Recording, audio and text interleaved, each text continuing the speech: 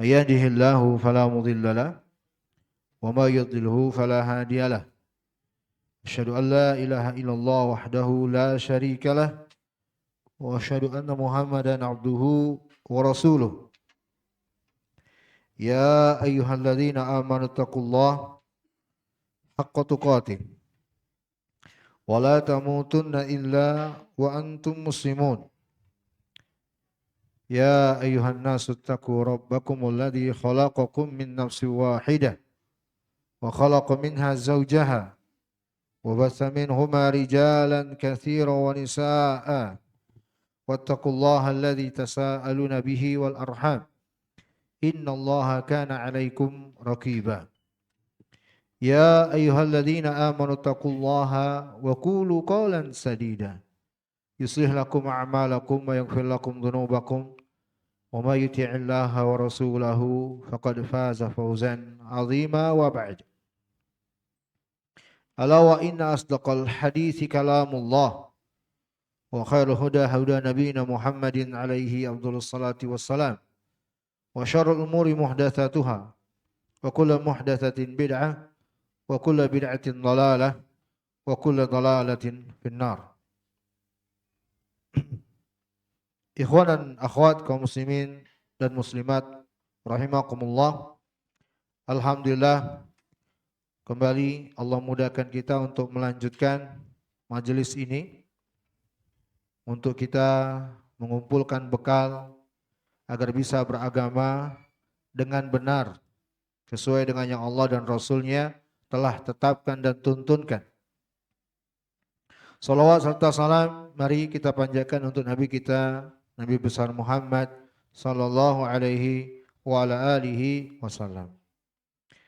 Pada malam hari ini kita akan melanjutkan kembali penjelasan tentang karakteristik masyarakat jahiliyah. Dan untuk kali ini kita akan langsung membacakan 3 poin. Langsung insya Allah akan kita bahas di satu pertemuan malam hari ini. Karena tiga-tiganya itu terkait dengan masalah kuburan. Tiga-tiganya terkait dengan masalah kuburan. Sikap masyarakat jahiliyah terhadap kuburan. Walaupun masalah akidah terkait dengan kuburan ini telah kita sering kali bahas berulang, ya. Tetapi tidaklah boleh bagi kita untuk merasa cukup. Tidak boleh ada di antara kita yang merasa cukup dengan apa yang telah kita dapatkan dari penjelasan-penjelasan tersebut. Butuh untuk selalu kita perhatikan, kita cermati, kita ulang. Walaupun kita mungkin sudah tahu. Kenapa demikian teman-teman barakallahu fikum? Banyak alasan sebenarnya, di antaranya ya, karena syaitan itu tidak pernah berhenti, tidak pernah turun semangat untuk menggoda manusia agar kufur kepada Allah dengan berbagai cara. Ya, itu syaitan. Dia gak pernah istirahat untuk menggoda manusia agar kufur kepada Allah. Agar manusia terjatuh bukan hanya sekedar maksiat, tapi puncak dari semua itu yaitu kufur kepada Allah dengan berbagai macam bentuknya. Di antaranya adalah perbuatan kesyirikan. Ya, itu setiap saat syaitan. Dan bukan kepada masyarakat umum biasa saja. Semua kalangan, kita semua termasuk incarannya, termasuk objeknya. Ini yang pertama, sehingga kita butuh terus untuk membentengi diri ya, dari godaan syaitan yang paling buruknya yaitu kekufuran kepada Allah. Kemudian yang kedua, karena masalah terkait dengan kuburan ini teman-teman, adalah masalah yang sudah sangat banyak umat Islam terjatuh dan tenggelam di dalamnya. Bukan sedikit, banyak. umat Islam terjatuh dalam masalah kuburan dengan bentuk kesyirikan dan kekufuran kepada Allah terkait dengan kuburan. Banyak sekali. Ya, bahkan mungkin di antara kita ada yang keluarganya juga. Keluarganya loh. Ya. Tenggelam dalam masalah ini, perbuatan yang berlebih-lebihan terkait dengan kuburan sehingga terjatuh kepada kesyirikan dan kekufuran. Banyak masyarakat kita ya terjadi dalam masalah ini. Maka hendaknya kita senantiasa membekali diri agar kita pertama kali untuk kita ya kita gunakan untuk membentengi diri dan kita gunakan untuk membentengi keluarga kita, karib kerabat kita, masyarakat kita. Fitnah terkait dengan kuburan ini teman-teman barakallahu fikum luar biasa semua kalangan. Antum kalau berbicara dengan masyarakat umum di luar sana dari umat Islam mungkin akan ada sikap kritisi dari mereka atau penolakan. Ya, karena mungkin masyarakat kita terkait dengan masalah ini kebanyakannya terjatuh dalam kekufuran kepada Allah Jalla wa'ala. Semoga Allah senantiasa memberikan hidayah kepada kita semuanya. Yang pertama, ittikhaduhum liwasa'il syirki. Qala rahimahullah al-mas'alatu tsaniyah wa thamanun. Ittikhadus syuruj 'alal kubur. Ya. Mereka yakni masyarakat jahiliyah senantiasa melakukan wasilah-wasilah jazakallahu khairan untuk perbuatan kesyirikan. Lihat ya, kalau antum punya buku garis bawahi al-wasail sarana. Jadi kaum musyrikin itu teman-teman barakallahu fikum ya, juga senantiasa melakukan segala sesuatu yang mengantarkan kepada kesyirikan. Bukan perbuatan kesyirikan secara langsungnya, itu jelas mereka lakukan. Dan mereka juga melakukan wasilah-wasilah menuju kesyirikan. Di antaranya ini dia, poin yang ke-82 kata penulis rahimahullah, ittikhadus suruj 'alal kubur. Ya, memberi penerangan untuk kuburan. Memberi penerangan, lampu cahaya dan yang semisalnya untuk kuburan. Kita baca penjelasan dari Syekh Shalih Al-Fauzan hafizahullah, kata beliau ittikhadus suruj 'alal kubur. Ya, mereka menjadikan atau ya, menyalakan penerang-penerang. Suruj ini bisa lentera, bisa lampu untuk kuburan tertentu.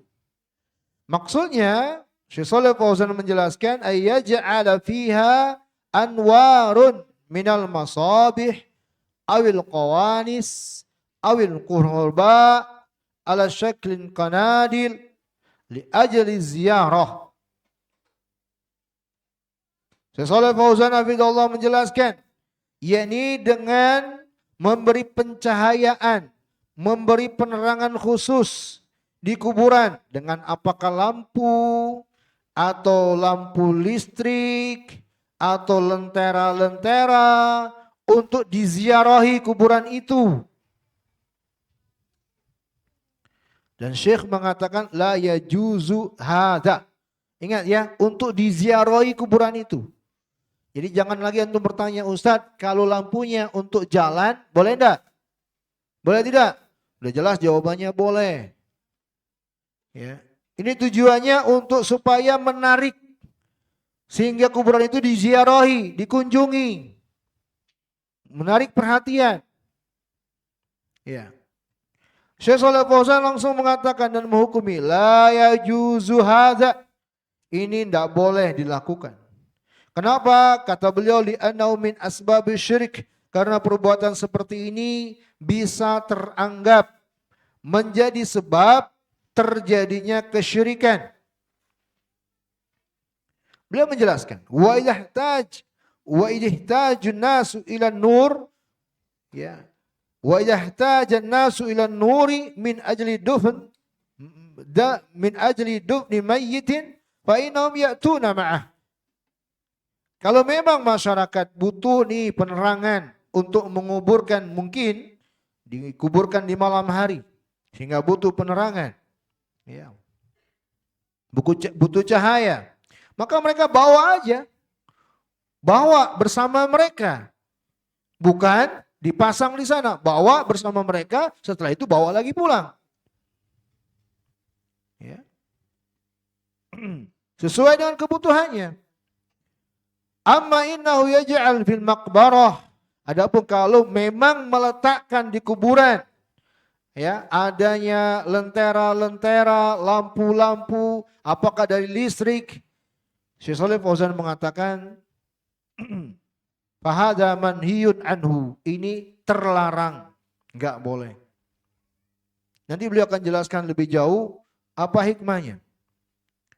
Beliau katakan bahwa Rasulullah sallallahu alaihi wasallam bersabda, la'anallahu za'iratil kuburi wal muttakhidina 'alaihal masajid was suruj. Rasulullah sallallahu alaihi wasallam bersabda, ini dalilnya, Allah melaknat para wanita yang suka menziarahi kubur, dan Allah melaknat orang-orang yang menjadikan di atasnya, yakni di atas kuburan, tempat ibadah. Dan yang ketiga, Allah melaknat mereka yang mengadakan atau membuat ada pencahayaan, lentera-lentera di atas kuburan. Ini hadits diriwayatkan oleh Imam Abu Daud dan disahihkan oleh Syekh Albani dalam Sahihul Jami'. Ya. Kalau antum bertanya, Ustaz, mana dalil yang menunjukkan secara spesifik bahwa masyarakat jahiliyah melakukan perbuatan ini? Jawabannya hadis ini. Jawabannya hadis ini. Karena Rasulullah SAW tidaklah melarang sesuatu yang tidak nyata. Rasulullah itu melarang karena ada kenyataannya. Ya, ada yang melakukannya. Makanya Nabi SAW melarang. Dan di antara yang Nabi larang tadi adalah as-suruj. Pada lafaz terakhir dalam hadis, mereka-mereka yang memasang lampu-lampu di kuburan. Ya, apakah hal ini, ya, tidak ada atau tidak ada yang melakukannya? Enggak mungkin. Rasulullah SAW menyebutkan sesuatu yang tidak ada, tidak sesuai dengan kenyataan, tidak mungkin. Maka ini dalil yang menunjukkan bahwa masyarakat jahiliyah ada di antara mereka yang begini keadaannya, suka masang lampu di kuburan. Syekh Shalih Fauzan hafizahullah berkata, hadis ini fi sunan, ada di kitab kumpulan sunnah. Wala'ana Nabi sallallahu alaihi wasallam za'iratil kuburi. Nah, di sini tambahan faidah. Tambahan faidah, ya, terkait dengan ziarah kubur bagi wanita. Ini tambahan faidah. Ya, tidak terkait langsung dengan masalah, tapi Syekh Shalih Fauzan menjelaskan sebagai tambahan faidah. Kata beliau hafizahullah, Nabi juga melaknat para wanita yang suka menziarahi kubur. Ini menunjukkan bahwa seorang wanita itu terlarang untuk ziarah kubur. Ziarah kubur itu, kata beliau hafizahullah, khasatan birrijal. Itu khusus untuk laki-laki, untuk kaum pria. Ya, dan laknat, ya, ini, ya, memberikan pelajaran atau menunjukkan bahwa bagi wanita ziarah kubur termasuk kabirah min kabairidz dzunub. Ziarah kubur bagi wanita ini dosa besar karena adanya laknat. Baik, ini pelajaran tambahan untuk kita semua dan khususnya untuk muslimah, ummahat dan akhwat yang di atas atau yang mendengar akan hal ini. Bahwa Syekh Ibnu Utsaimin, ini saya tambahkan, silakan dicatat dan diingat, Syekh Ibnu Utsaimin rahimahullah menjelaskan bahwa para ulama berbeda pendapat tentang hukum yang diambil dari hadis tadi terhadap wanita yang menziarahi kubur. Mereka berbeda pendapat hukum yang diambil, bukan berbeda pendapat akan makna larangannya, betul. Mereka sepakat terlarang hukum asalnya, tapi mereka berbeda dalam masalah hukum. Ada di antara mereka, ini pendapat yang pertama, berpendapat haram secara mutlak. Ada di antara mereka yang kedua berpendapat makruh litanzih. Ya. Dan ada yang berpendapat bahwa boleh bagi wanita untuk ziarah kubur karena ada riwayat yang lain, sementara larangan tadi keadaan khusus. Ini perhatikan ya, kalangan akhwat ummahat khusus untuk muslimah layak untuk diketahui. Para ulama yang mengatakan bahwa ziarah kubur bagi wanita haram secara mutlak karena hadisnya zahir sebab Nabi melaknat. Laknat itu menunjukkan makna dosa besar. Maka mereka berpendapat dari hadis ini dosa besar kalau begitu. Para ulama yang berpendapat makruh tapi bukan kepada haram, makruh litanzih, sebaiknya tidak dilakukan. Dan ini adalah pendapat jumhur ulama.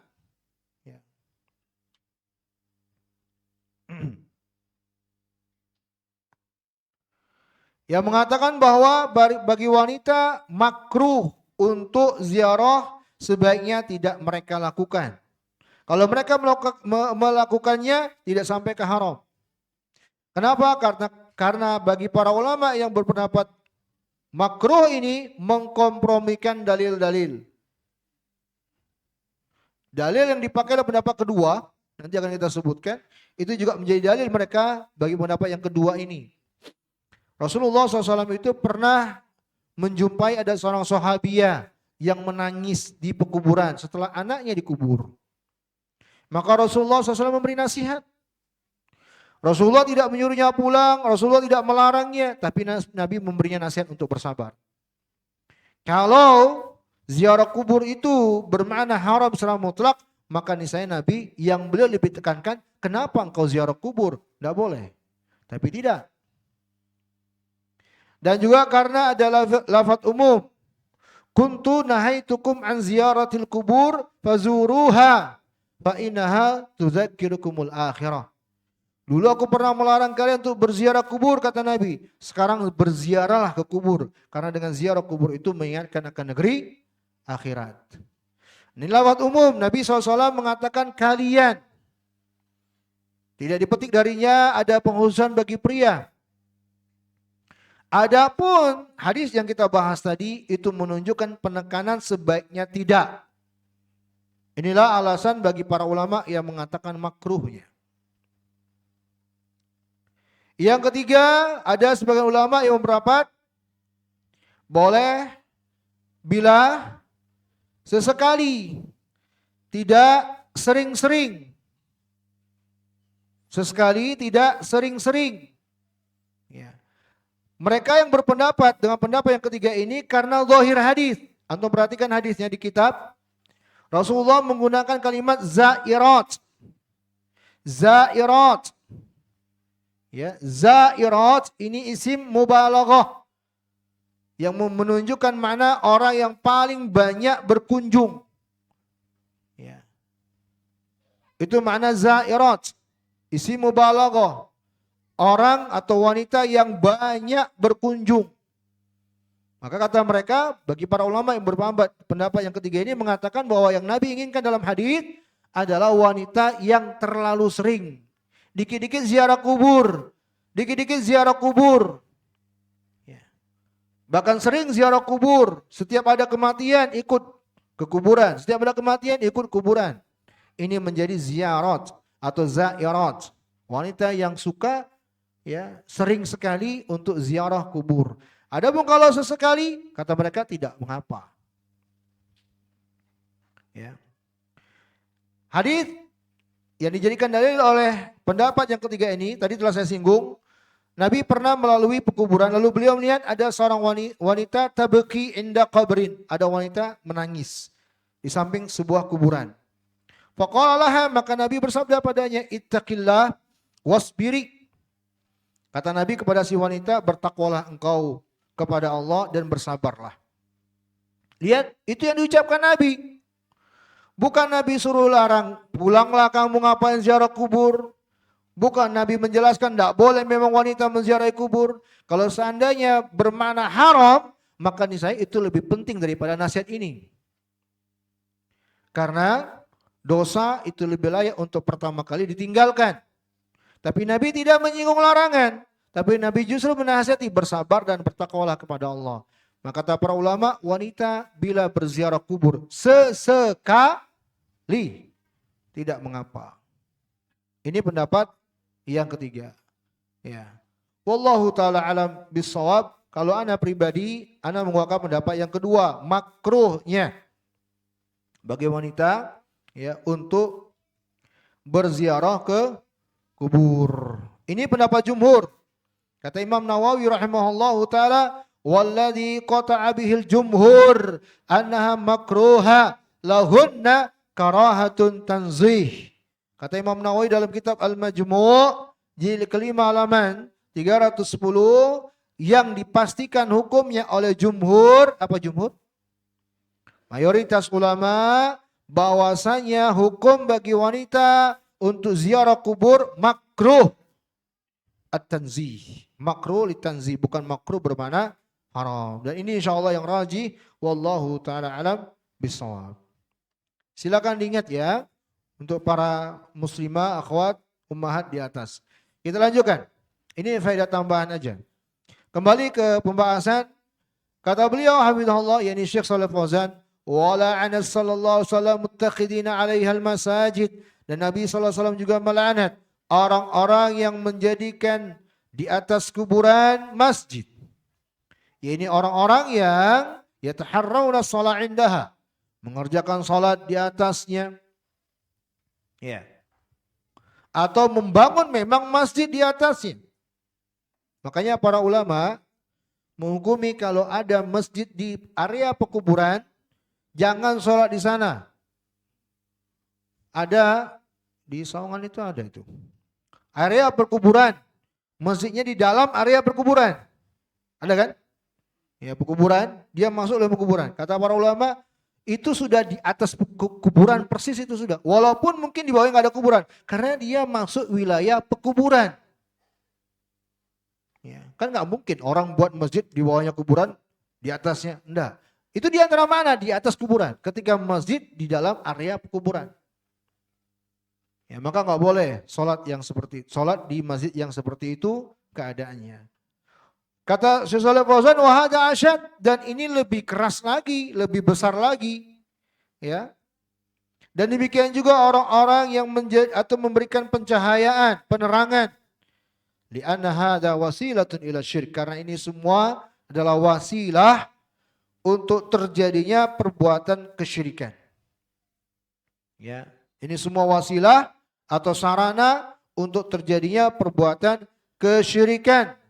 Terjadinya penyembahan kepada selain Allah, terjadinya doa kepada selain Allah, maka hendaknya kuburan itu ditinggalkan. Jadi teman-teman, ya, untuk kita semua perhatikan dengan baik, kaum muslimin dan muslimah. Masalah kuburan, perhatikan, tidak ada keistimewaannya sama sekali, wallahi, cuma kuburan Nabi sallallahu alaihi wasallam. Abu Bakar, Umar, karena di samping kuburan Nabi. Ya memang kalau kita berada di sana ada adab-adabnya, mengucapkan sholawat. Selain itu nggak ada,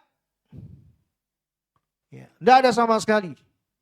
Lihatlah para sahabat yang mulia yang ada di kuburan Baqi, nggak ada keistimewaannya, nggak ada sikap-sikap yang khusus, ya, nggak ada aktivitas yang khusus terkaitnya dengan adanya tempat yang spesial, pencahayaan, nggak ada. Jadi sikap yang benar dalam Islam terhadap kuburan tidak ada istimewanya, biasa saja. Paham? Biasa aja. Ini yang harus kita senantiasa tanamkan kepada umat. Karena umat terhadap kuburan itu luar biasa, itu persepsinya terlalu banyak. Apalagi kalau lewat di kuburan, luar biasa lagi itu. Macam-macam pikirannya. Ya. Luar biasa. Terkait dengan kuburan, umat Islam luar biasa keyakinannya. Ya. Baik. Kata Syekh Shalih Fauzan hafizahullahu taala, fal kubur tutrak. Ditinggal, kuburan-kuburan itu tinggalin aja seperti biasa.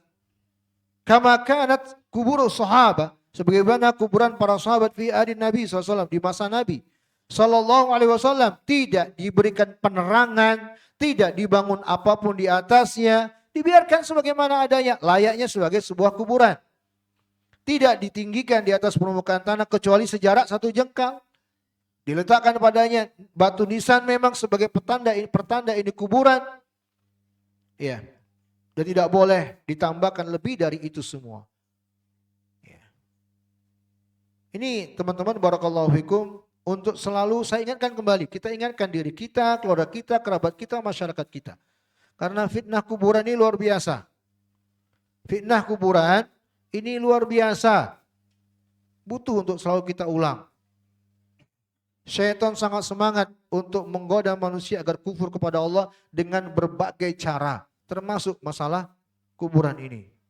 Dan karena umat Islam hampir kebanyakan di setiap tempat, bukan hanya di Indonesia, di luar negeri juga demikian, umat Islam terhadap kuburan luar biasa, kelirunya, rusaknya, sampai jatuh kepada kekufuran dan kesyirikan kepada Allah Subhanahu wa taala. Syekh Shalih Fauzan hafizahullah menukil hadis, ya, qala sallallahu alaihi wasallam li Ali bin Abi Thalib, Rasulullah sallallahu alaihi wasallam bersabda kepada Ali bin Abi Thalib radhiyallahu anhu, la tada kubran musyrifan illa sawaitah, dan janganlah engkau biarkan ada kuburan yang diagungkan atau ditinggikan kecuali engkau ratakan. Ya. Maksudnya Syekh Fauzan hafizahullah menjelaskan agar engkau hilangkan, jangan biarkan tinggi, agar engkau ratakan dengan tanah. Maksudnya tidak lebih dari sejengkal. Bukan artinya rata dengan tanah sehingga tidak diketahui itu kuburan. Ya. Karena kata beliau mengagungkan dan meninggikan kuburan. Lihat ini hikmahnya tadi yang saya isyaratkan. Silakan ditandain buku kalian. Syekh Shalih Fauzan menjelaskan hikmahnya. Kenapa wasilah-wasilah atau sarana-sarana ini dilarang? Karena hal-hal seperti ini kata beliau akan mempengaruhi masyarakat awam. Masyarakat awam. Ya. Sehingga membuat persepsi pada mereka, ya, kuburan ini memang sesuatu yang layak untuk didatangi. Sebab perbuatan syirik itu lebih cepat menyerang hati orang-orang yang bodoh, ya, daripada mengalirnya air ke tempat yang lebih rendah. Ya, cepat sekali menyambarnya perbuatan kesyirikan itu. Ya. Dan dikarenakan syaitan dari kalangan jin dan manusia ini senantiasa menghiasi perkara ini bagi masyarakat awam dan memfitnah mereka dengannya.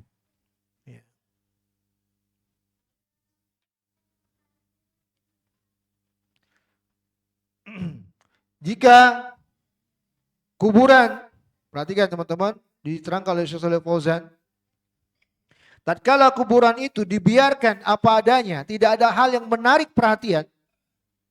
Kalau kuburan itu dibiarkan apa adanya, tidak ada menarik perhatian, maka ya tidak akan terjatuh ke dalam fitnah.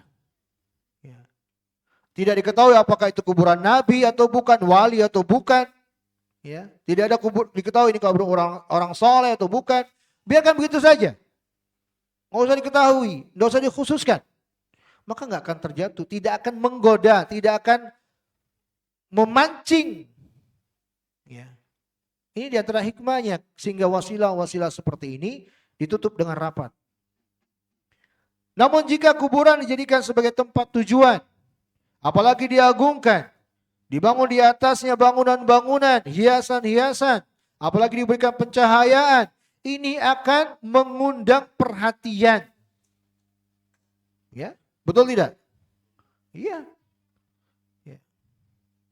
Baik, ini yang menjadi hikmah kenapa wasilah-wasilah seperti ini akhirnya dilarang, ya, dalam syariat kita. Oleh karena itulah teman-teman, barakallahu fikum, tidak boleh memberi pencahayaan kuburan. Lampu, kata para ulama, kalau memang di pinggir jalan, tidak masalah. Karena peruntukannya adalah jalan, bukan kuburan. Kuburan biarkan aja gelap, nggak masalah. Kalau ngelewatinya gimana Ustaz? Merinding Ustaz. Lain lagi ceritanya itu. Ya, ada aja. Baik, ada hikmah lain disebutkan oleh para ulama. Ya, kenapa dilarang wasilah-wasilah ini? Yang pertama, wasilah lil iftitan bil kubur, bahwa min dhara'i syirk.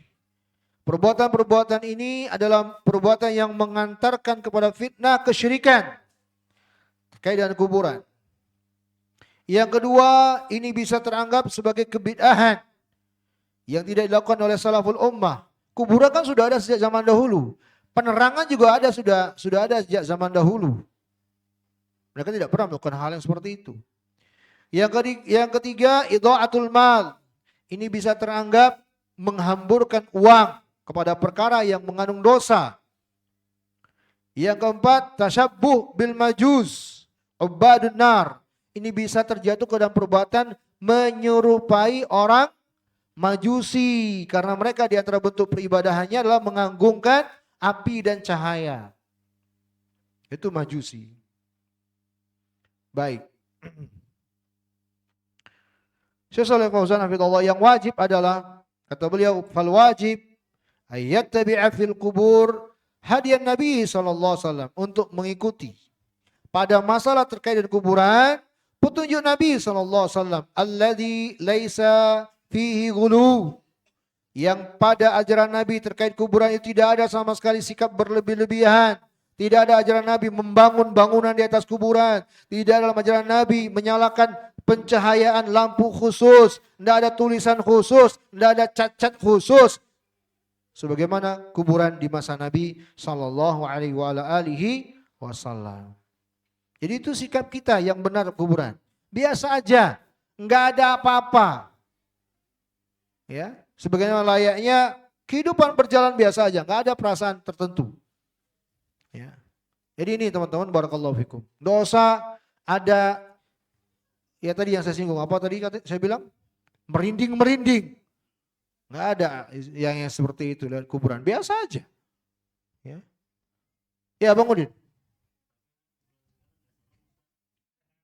Oh gitu. Berarti yang mana yang benar? Ya, berarti yang mana yang benar? Dulu atau sekarang?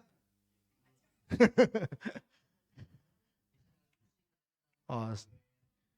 Enggak, yang kalau kita katakan yang dulu yang benar, kenapa kita malah merinding?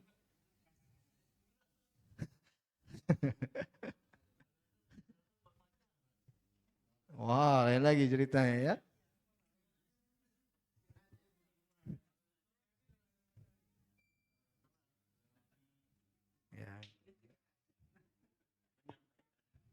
Jadi sikap kita terhadap kuburan, teman-teman, barakallahu fikum, enggak perlu ada sikap-sikap pemuliaan sama sekali. Biasa-biasa saja. Baik. Yang benar dulu Bang Udin, yang tidak ada pencahayaan, itu yang benar. Bukan yang sekarang. Kita lanjutkan poin yang kedua. Ya Pak Dudung, mau ngomong apa?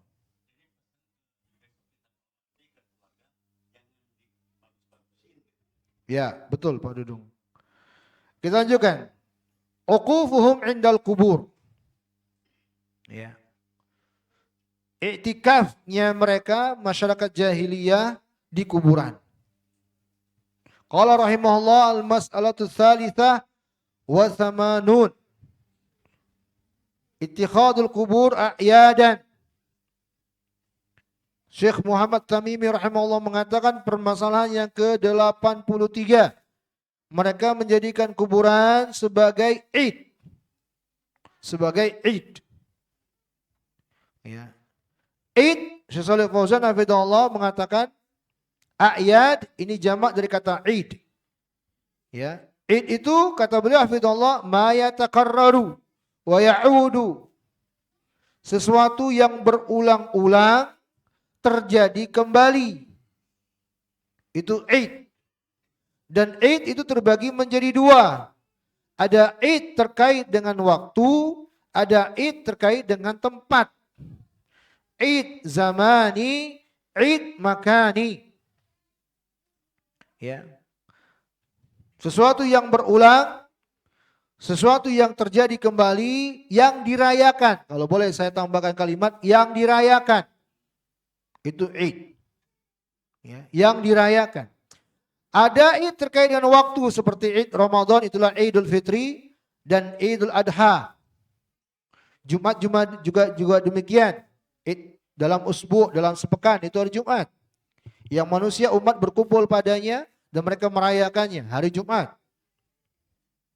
Yang kedua id terkait dengan tempat, yaitu kata beliau al-makan alladzi yajtama'u fihi ala madaris sanah. Ya, ini terkait dengan tempat yang berkumpul di setiap tahun atau di setiap pekan atau di setiap bulan yang mereka berkumpul untuk ibadah tertentu di tempat itu. Ini id terkait dengan tempat. Tempat-tempat tertentu yang senantiasa mereka berkumpul di sana yang mereka rayakan. Apakah tiap pekan atau tiap bulan atau tiap tahun. Yang kalau mau boleh saya tambahkan, ketika mereka tidak melakukannya menganggap ada sesuatu yang kurang dalam agama. Ya, itu id. Ya. Menjadi memang sebuah ritual perayaan yang berulang. Ya. Jadi teman-teman barakallahu fikum itu mana id ya. Kalau tidak ada sikap perayaan, ya tidak ada sebuah kelaziman yang kalau tidak dikerjakan maka tidaklah ada anggapan kurang dalam agama ini, ya nggak masalah. Kayak kita mengadakan taklim malam Jumat, tiap malam Sabtu. Id bukan itu? Ya enggak lah. Kita belajar, siapa yang mau belajar silakan. Tidaklah kita mengharuskan semua muslimin ikut juga berkumpul di sini. Enggak kan? Silakan aja datang siapa yang ada kesempatan. Kalau itu tidak, kalau itu memang mengundang semuanya untuk ikut merayakannya, berkumpul padanya. Itu Id namanya. Ya. Rasulullah SAW bersabda, la taj'alu qabri idan, dan janganlah kalian menjadikan kuburanku sebagai id. Ini sabda Nabi kepada siapa? Kepada siapa hadirin saat itu? Kepada sahabat, para sahabat. Orang-orang yang sudah kuat imannya. Orang-orang sudah kuat imannya. Masih dinasihati oleh Nabi dengan nasihat ini. Jangan kalian jadikan kuburanku sebagai id. Ya. Ini terkait id mana ini? Zaman atau makan? Makan. Ya. Tempat. Lihat. Syekh Shalih Fauzan menjelaskan. Maksudnya adalah tempat untuk berkumpul. Di sekitarnya. Haulah. Wal-uqub haulah. I'tikaf di sekitarnya. Dan mengulang-ulangi perbuatan itu. Di masa-masa tertentu. Ya. Ini di antara kebiasaan masyarakat jahiliyah. Dan dalil yang menunjukkan secara spesifik bahwa masyarakat jahiliyah melakukan perbuatan seperti ini, Syekh Abdul Razak Al-Badr hafizahullah mengatakan, "Wa min a'malil jahiliyah allati ja'a al-Islam bit-tahdzir minha ittikhadul qubur 'idan." Ya. Termasuk perbuatan masyarakat jahiliyah yang datang Islam melarangnya, yaitu menjadikan kuburan sebagai id. Asal hadis tadi, teman-teman, asal hadis tadi yang disebut oleh Syekh Shalih Fauzan, sabda Nabi, janganlah kalian jadikan kuburanku sebagai id. Itu hadisnya datang dari Ali ibn Hasan. Ali bin Husain, bukan Hasan. Ali bin Husain. Ali bin Husain ini cicitnya Ali bin Abi Thalib radhiyallahu ta'ala. Ali bin Husain ini salah satu ahlul bait. Ya, zurriyatun Nabi. Ini kalau kita kebahasakan dengan bahasa yang lagi ribut sekarang. Ya, ini zurriyahnya Nabi ini. Ali bin Husain yang asli, enggak KW-KW. Ya. Enggak perlu tes DNA lagi yang seperti ini, jelas sudah. Kalau orang sekarang perlu tes DNA. Yang ngaku-ngaku yang masih hidup sekarang. Ali bin Husain, kata para ulama, wa huwa a'lamu alil bait fi zamani. Beliau termasuk ulama paling berilmunya dari kalangan ahlul bait di zamannya. Beliau berkata, An Ali bin Husain radhiyallahu anhu annahu ra'a rajulan yaji'u ila furjatin kanat inda qabri Nabi sallallahu alaihi wasallam. Fayadkhulu fiha fayad'u fanahahu faqala ala uhaddithukum haditsan sami'tuhu min abi an jaddi an Rasulillah sallallahu alaihi wasallam qala la tattakhidhu qabri 'idan. Dari Ali bin Husain, beliau pernah melihat salah seorang datang ke sebuah celah di samping kuburan Nabi. Kayak persis orang sekarang nih. Kalau di Madinah, kalau untuk Madinah, ada aja orang itu nyempil-nyempil di kuburan Nabi. Ada itu, nyempil-nyempil dia, nyari tempat. Ya untuk nempel-nempelin badannya, ngusap-ngusap tangannya. Itu pasti ada.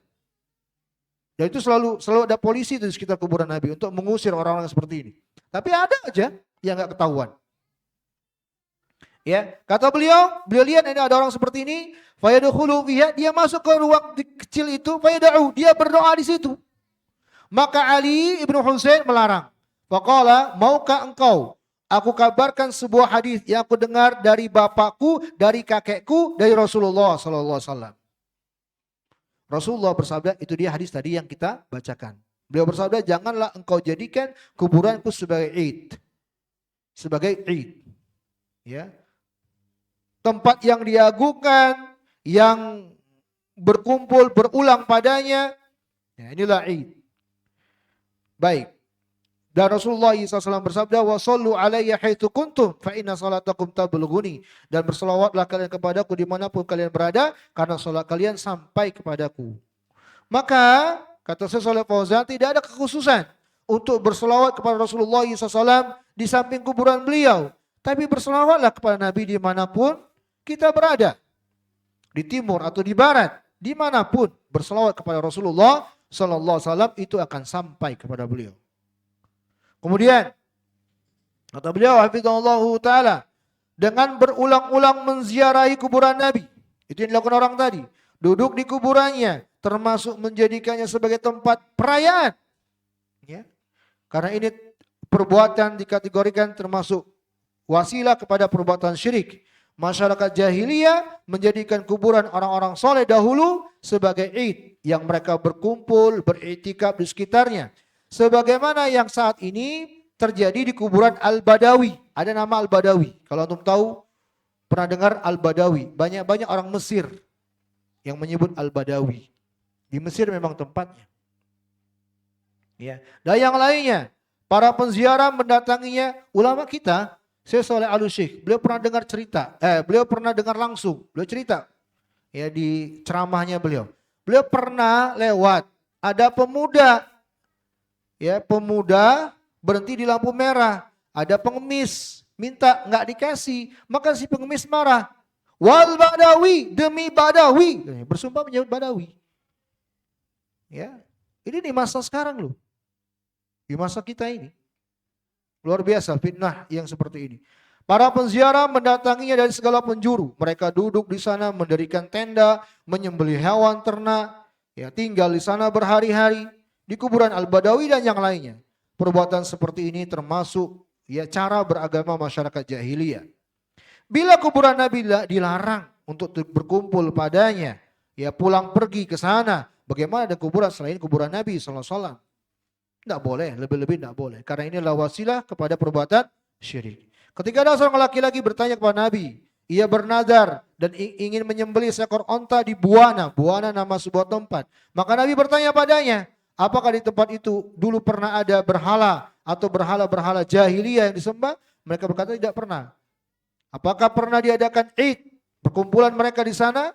Mereka berkata tidak pernah. Maka Nabi SAW bersabda, tunaikan nadarmu. Karena tidak ada nadar yang ditepati dalam bermaksiat kepada Allah dan tidak pada perkara yang dimiliki oleh anak Adam. Poin pentingnya, kata beliau hafizahullah ta'ala, adalah Perkataan Nabi SAW, apakah di tempat itu pernah ada Id?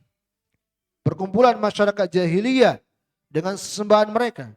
Ini Id makani. Maka hal ini menunjukkan bahwa tidak bolehnya menjadikan sebuah tempat khusus ya sebagai tempat ibadah tertentu kecuali yang telah dikhususkan oleh Allah dan Rasulnya seperti masjid serta masy'alil haji dan umrah. Adapun selain itu maka bumi semuanya sama sebagaimana perkataan Rasulullah, bumi ju'ilat liyal ardu masjidan wa tahura. Bumi ini telah dijadikan untukku sebagai masjid dan tempat bersuci. Semuanya sama aja, enggak ada yang khusus.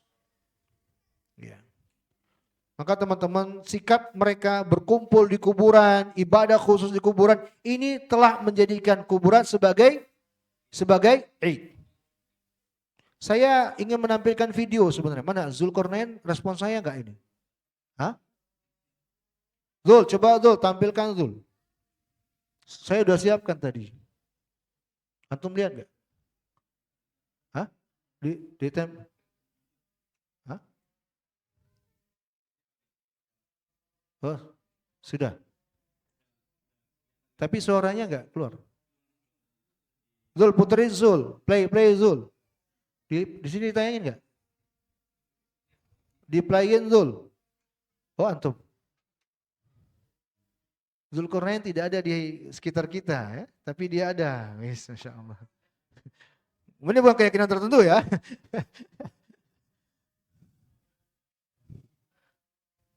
Saya ingin menampilkan, saya ingin menunjukkan. Sudah? Enggak ada suaranya?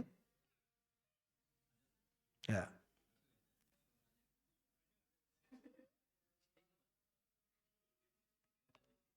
Saya sengaja ingin menampilkan ini sebagai contoh nyata. Masalah ini bukan masalah yang tidak terjadi di lapangan, betul-betul terjadi di lapangan. Sudah?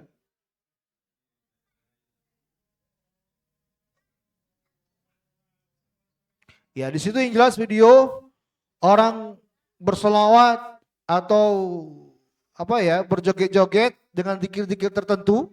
Joget dengan lafaz dikit-dikit tertentu di sekitar sebuah kuburan. Ada di situ, Bang Udin? Aduh, Pak Dudu. Pak Dudu dengar suaranya juga. Iya. Sudah ya? Sudah? Ya udah, yang jelas banyak teman-teman video kayak gitu teman. Banyak tersebar di media banyak. Ini bukti bahwa yang kita bahas ini betul-betul terjadi di luar sana. Tadi yang saya ulang-ulangi, masalahnya memang layak untuk selalu diulang-ulang, untuk selalu kita pelajari, untuk selalu kita baca, dengarkan, supaya kita betul-betul punya benteng. Ya, karena pengaruh itu terus datang. Banyak masyarakat di luar sana itu, kalau antum coba memberi nasihat, coba singgung masalah kuburan, mungkin terdiam mereka. Agak aneh kalau bagi mereka. Masalah seperti ini dengan masyarakat lumrah, bahkan bagus, bahkan ibadah oleh sebagian masyarakat. Ya, ibadah khusus masih kah, Bang? Masih. Udah habis. Ya. Hah? Dicondet, ya. Ya, itu sering.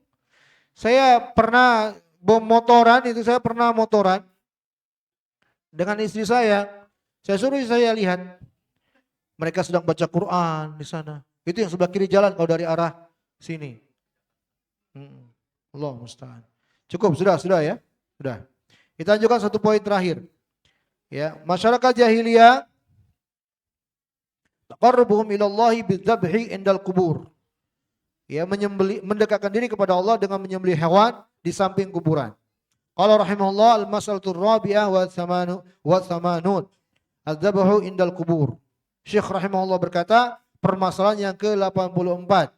Mereka suka bertakarrub, mendekatkan diri kepada Allah dengan menyembelih hewan di kuburan tertentu. Saya sengaja, gimana tanggapan orang-orang yang ditokohkan di negeri ini. Saya dapatlah satu video yang dianggap ulama di negeri ini, yang suka pakai sorban. Saya malas nyebut namanya. Ya, buya-buya begitu. Ya nggak punya nama lu, buya ini ya. Nggak apa-apa selagi niatnya karena Allah. Nggak apa-apa, yang penting niatnya karena Allah, bukan untuk penghuni kuburan. Ini jahilnya terhadap perbuatan kesyirikan. Jahil wallahi terhadap perbuatan kesyirikan. Ini yang diulamakan di negeri ini. Ya. Coba kita bahas. Lihat ya, judulnya saja sudah ikhlas karena Allah tuh. Perhatikan judulnya, taqarrub ya ilallah, taqarrub, mereka bertaqarrub, mendekatkan diri kepada Allah dengan menyembelih di kuburan. Sudah karena Allah memang perbuatannya. Tapi di kuburan. Paham ya? Jadi sebenarnya bukan masalah ikhlas dan ikhlas juga. Tapi menyembelih di kuburan itu sudah bukti adanya pengagungan terhadap kuburan tersebut. Ngapain coba nyembelih di kuburan? Ngapain coba? Itu bukti bahwa ada keyakinan tertentu. Jahilnya mengatakan yang penting ikhlas karena Allah. Allahul musta'an. Syekh Shalih Fauzan hafizahullah di sini menjelaskan dengan menyinggung bahwa kurban menyembelih hewan itu adalah perkara yang disyariatkan. Allah firman, "Fasholli rabbika wanhar." Salatlah untuk Rabbmu dan berkurbanlah.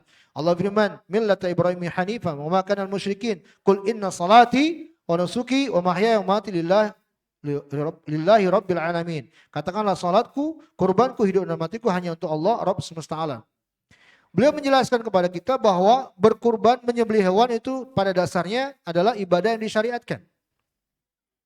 Dan Syekh Shalih Fauzan juga menjelaskan kepada kita menyembelih hewan untuk dimakan, untuk memuliakan tamu, tidak mengapa, tidak masalah. Apalagi terkait dengan ibadah seperti kurban, akikah. Ya, ini jelas ada kaitan dengan ibadah. Ini merupakan ibadah kepada Allah Subhanahu wa taala. Ya. Tetapi bila dilakukan walaupun karena Allah di samping kuburan, beliau sebutkan itu di paragraf atasnya.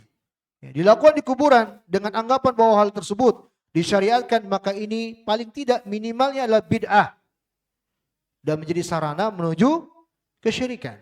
Jelas ya. Maka teman-teman barakallahu fikum ya, karena waktu membatasi saya cukupkan sampai di sini. Insyaallah jelas masalahnya. Menyembelih di kuburan sebagai salah satu perbuatan masyarakat jahiliyah sebagai bentuk pengagungan yang berlebihan mereka terhadap kuburan.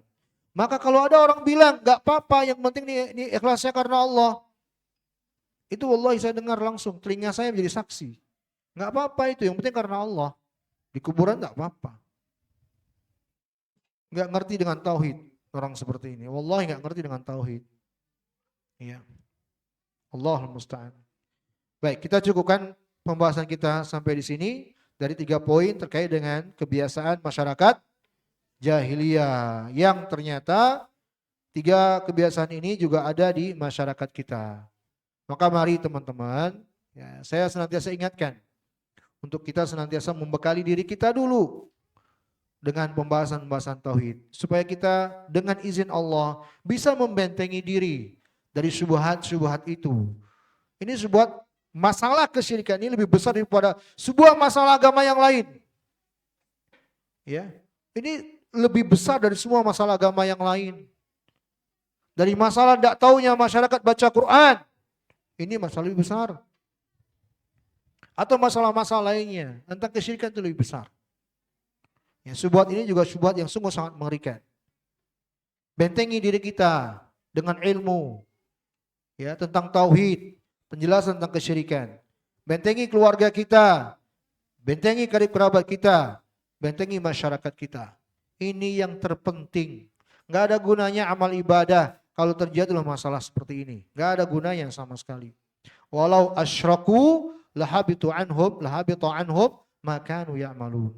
Kalau mereka berbuat kesyirikan, niscaya jadi sia-sia semua amal ibadah mereka. Allahul musta'an. Baik, kita cukupkan sampai di sini untuk pertemuan kali ini. Sebelum kita tutup, adakah yang bertanya? Ya, Dad. Ya. Sepeda.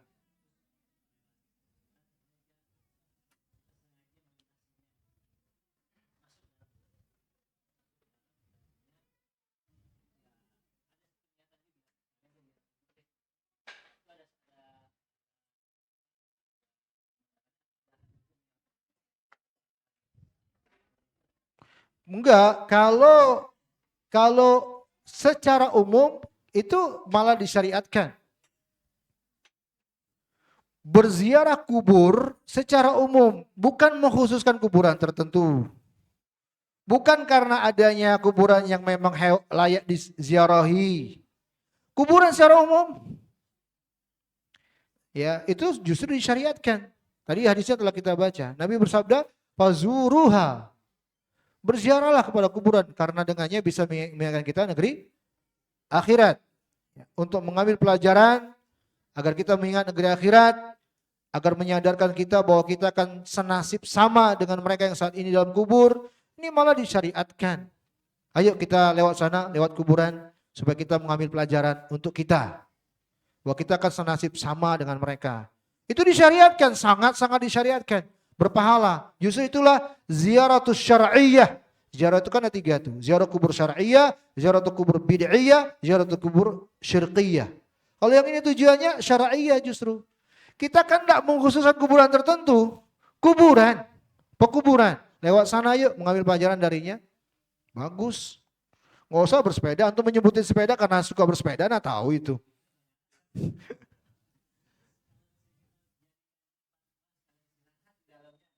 Hah? Enggak layak dong. Kuburan bukan tempat istirahat. Nggak boleh. Nggak boleh. Itu nggak boleh termasuk tidak adab namanya. Jatuhnya kepada adab. Ya, kuburan itu bukan tempat istirahat. Nggak boleh. Jadi tempat setelahnya aja lah di warung. Atau biasa di warung juga. Ngapain di kuburan? Kurang kerjaan. Ya. Jadi penghuninya aja sekalian.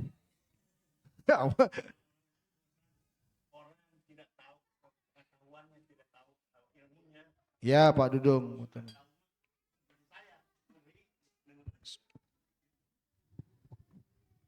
Ya benar Pak Dudung. Barakallahu fiik. Begitu deh. Paham? Jadi secara umum nggak apa-apa, malah bagus. Malah bagus. Antum sering-seringlah ke kuburan teman-teman untuk melemburkan hati. Demi Allah. Banyak-banyaklah ke kuburan. Tapi jangan terlalu sering. Dikit-dikit kuburan. Karena kalau terlalu sering, hampir setiap saat, nanti rasa khauf itu nggak ada lagi. Apalagi tiap hari. Makanya sebenarnya kalau dalam syariat, kuburan itu tidak di tengah masyarakat. Tapi dia dijauhkan dari perkampungan. Karena kalau dia di tengah masyarakat, yang akhirnya lalu lalang masyarakat, itu nggak bisa lagi ambil pelajaran. Karena terlalu biasa. Kalau kita kayak tadi tuh, jalan pas lewat, kita ambil sana aja, lewat kuburan, ambil pelajaran, bagus.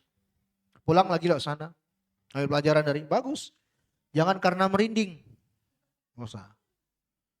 Nyari adrenalin niatnya kan. Ayo kita ngetes adrenalin yuk.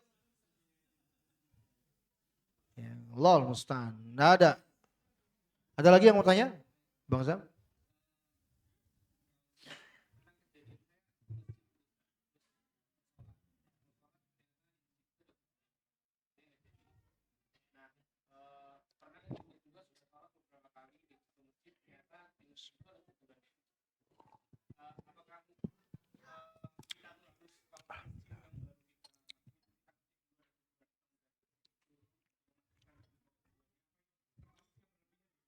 Enggak. Enggak, justru enggak gini.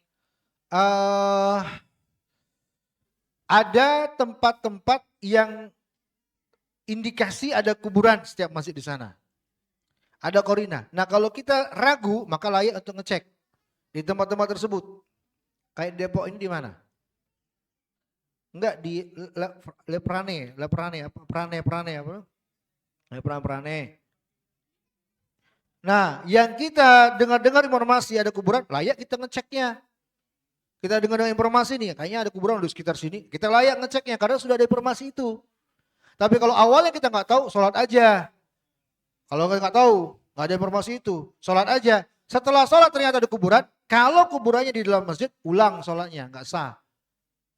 Makanya saya juga yang tanya, antum kuburannya posisinya di mana?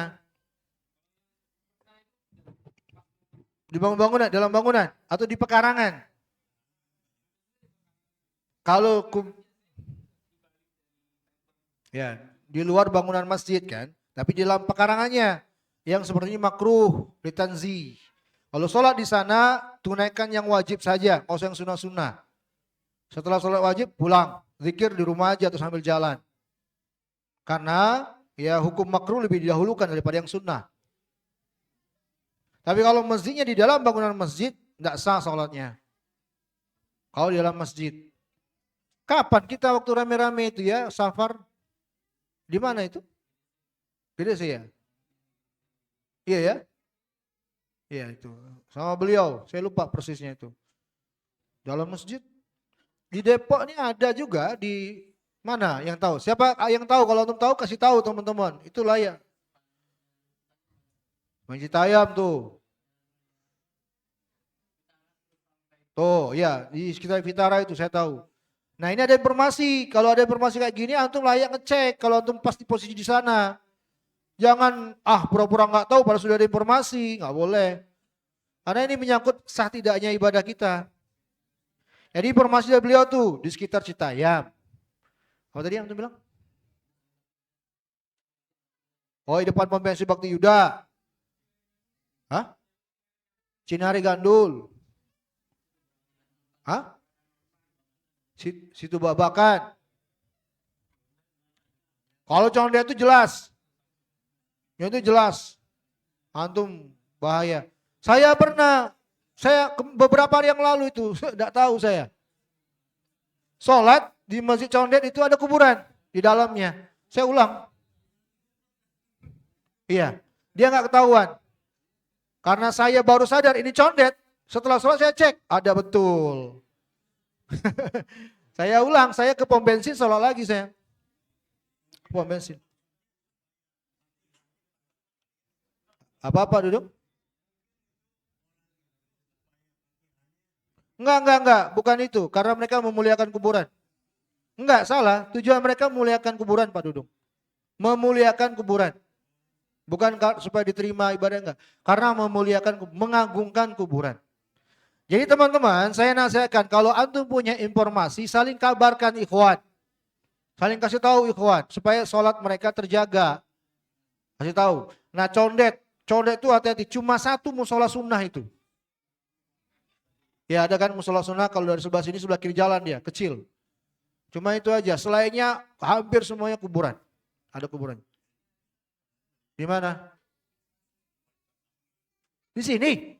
Di sini. Allah musta'an. Allah musta'an.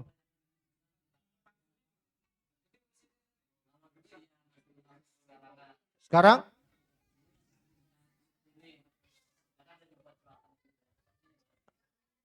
Masih di pekarangan.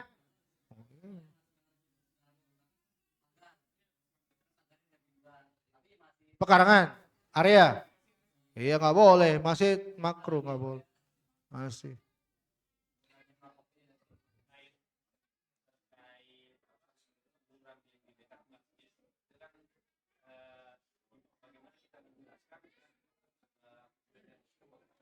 Nah baik, bagus pertanyaan ini. Nah, ini pertanyaan sudah saya prediksi akan ada yang nanya nih. Baik, terkait dengan kuburan Rasulullah di Masjid Nabawi SAW. Saya akan jelaskan dengan ringkas. Jadi pertama kita harus menjelaskan secara histori dulu. Bahwa secara histori Nabi besar Muhammad SAW itu meninggal dan dikuburkan di mana tempat meninggalnya. Dan ternyata beliau meninggal di mana teman-teman? Di rumah Aisyah radhiyallahu taala anha. Yang saat itu berdampingan dengan Masjid Nabawi. Di rumah beliau meninggal, bukan di masjid. Nah karena ada hadis, para sahabat megang hadis itu. Bahwa para nabi itu dikuburkan di mana dia meninggal. Itu selalu mereka ingat. Maka mereka mengamalkan hadis. Dikubur di sana, digali tanah di sana. Digali tanah di tempatnya Rasulullah meninggal itu. Maka Nabi SAW pun dikuburkan di sana. Jadi dari sini aja udah kita bisa katakan bahwa pada asalnya kubur Nabi itu bukan dikubur di masjid. Ya enggak? Pada asalnya. Nah berjalanlah zaman ke zaman, setelah itu ada inisiasi dilebarkan masjid. Inisiasi ini ada dasarnya. Kenapa? Karena semakin banyak orang datang menziarah. Orang kalau haji umroh tuh mesti ziarah ke Masjid Nabawi. Kan manusia semakin hari semakin bertambah. Sementara kalau ukurannya tidak ada pengembangan, tidak menampung. Maka akhirnya ya adalah inisiasi untuk dikembangkan atau dilebarkan kuburan Masjid Nabawi ya, yang ini catat, silakan kalau mau dicatat, di masa Al-Walid ibn Abdul Malik yang menjadi khalifah di kota Madinah di tahun 86 Hijriah. Al-Walid ibn Abdul Malik. Beliau inilah yang menginisiasi. Al-Walid ibn Abdul Malik dikritisi oleh ulama sebenarnya. Di situ ada Imam Syu'bah dan selainnya mengkritisi, enggak setuju ulama. Jangan, nanti terjadi fitnah. Ya. Mungkin ada pertanyaan, Ustaz, kenapa inisiasinya malah melebar ke samping kiri? Kan samping kiri itu kalau dari arah timur. Dari arah masuk dari kiblat itu berlawanan kiblat. Rumahnya Aisyah di sebelah kiri. Ini kalau untuk masuk Masjid Nabawi ke arah sana itu kiblat. Rumahnya sebelah sini. Di sini posisinya. Kenapa enggak melebarnya ke sana? Kenapa di sini melebarkan? Justru sebenarnya melebarnya ke semua sisi sebenarnya sudah. Nah, termasuklah ini. Sebelah kanan iya, depan iya, belakang iya, termasuk sini. Ya, termasuk sini. Maka mau enggak mau akhirnya masuklah pelebaran. Masuklah pelebaran. Ya. Karena ini kuburan Nabi. Enggak boleh dipindah. Hadis Nabi tadi dalilnya. Enggak boleh dipindah. Kalau bukan kuburan Nabi jelas dipindah itu. Bagaimana kuburan Abu Bakar dan Umar, Ustaz? Kuburan Abu Bakar dan Umar itu ijma'nya sahabat. Ijma' sahabat itu dalil. Enggak bisa diingkari itu. Maka akhirnya tiga kuburan. Kuburan Nabi, Abu Bakar, Umar tidak bisa diapa-apain. Sehingga para ulama belakangan untuk menghindari terjadinya fitnah dilindungi menjadi 3 atau sampai 6 lapis. Itu dindingnya. Berlapis-lapis itu. Kuburan Nabi itu di dalam. Jadi yang mereka usap itu nggak ada hubungan sama sekali dengan kuburan. Sudah lapisan paling luar sudah. Kalau ada orang musap-musap kuburan Nabi, itu bukan kuburan Nabi. Ya. Dan tetaplah sampai sekarang pemerintah Arab Saudi ya memposisikan ada polisi terus ada di sekitar itu untuk melarang semua yang datang ke sana ya menempel-nempelkan badan, apalagi doa selalu dilarang. Dan kata Imam Ibnu Qayyim, Allah telah mengabulkan doa nabinya. Nabi kan pernah berdoa, hadisnya telah kita baca. Ya Allah, jangan engkau jadikan kuburanku wasanan yu'bad. Jadi menjadi berhala yang diibadahi oleh umat belakangan. Allah kabulkan dengan dijaga. Kuburan Nabi itu di dalam, dilapisi berlapis-lapis dan ada penjaga sampai sekarang. Polisi yang melarang terus, tidak boleh diusir. Kalau ada diusir, diusir. Jadi ritual khusus di kuburan Nabi sampai sekarang nggak ada, alhamdulillah. Ada nggak? Nah, sekarang kalau mau dijadikan dalil, mau dijadikan kias, Anda siapa? Mereka yang dikuburkan di kuburan masjid tertentu, secara histori antara kuburan dengan masjid mana yang lebih dulu? Biasanya masjid dulu. Secara histori aja nggak sama dengan yang terjadi pada diri Rasulullah SAW. Dan yang terjadi pada diri Rasulullah itu ada dalilnya. Dan kemudian tidak ada ritual khusus. Kalau itu menjadi sebuah sunnah yang diikuti para sahabat, maka para sahabat banyak mestinya juga dikubur di masjid-masjid yang lain. Tapi mereka semua dikubur di kuburan Baqi. Ya, jadi tidak bisa sama sekali dijadikan dalil untuk oleh orang belakangan. Itu kuburan Nabi di dalam Masjid Nabawi, itu bukan dalil sama sekali. Paham teman-teman? Paham? Baik, ini pertanyaan bagus untuk kita semua camkan dengan baik. Sebenarnya ada penjelasan yang lain, kalau tidak mengingat waktu, ya maka saya akan jelaskan. Tapi kata Allah karena waktu sudah membatasi, mudah-mudahan itu sebagai informasi atau penjelasan secara umum. Ya, sehingga bisa menjadi jawaban. Ya, mudah-mudahan bisa menjadi jawaban kalau kita ditanya masalah ini. Ada lagi? Cukup ya? Kita akhiri. Subhanakallahumma wa bihamdika asyhadu an la ilaha illa anta astaghfiruka wa atubu ilaik. Alhamdulillah. Wassalamualaikum warahmatullahi wabarakatuh.